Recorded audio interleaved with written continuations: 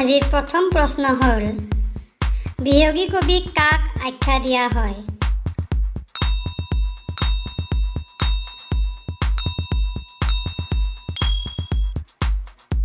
উত্তৰ ৰঘুনাথ চৌধুৰী। পৰৱৰ্তী প্ৰশ্ন ফুলগুৰিৰ ধাৱা কেতিয়া সংঘটিত হৈছিল?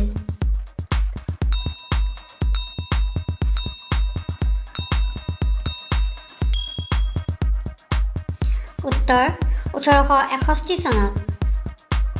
পৰৱৰ্তী প্ৰশ্ন ৰঙিয়াৰ কৃষক বিদ্ৰোহ কেতিয়া সংঘটিত হৈছিল?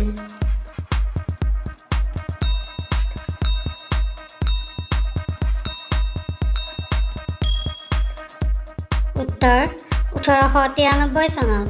পৰৱৰ্তী প্ৰশ্ন লচিমা ক'ত অৱস্থিত?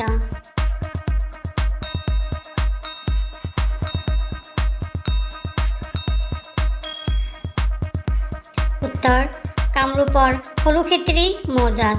পৰৱৰ্তী প্ৰশ্ন পথৰুঘাটৰ কৃষক বিদ্ৰোহ কেতিয়া সংঘটিত হৈছিল?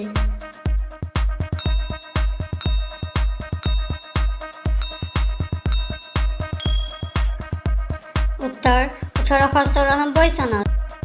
পৰৱৰ্তী প্ৰশ্ন কোন চনত মফ মিলছ অসমলৈ আহিছিল?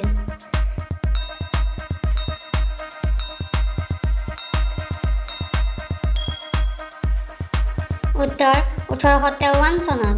পৰৱৰ্তী প্ৰশ্ন কেয়াসকল কোন আছিল?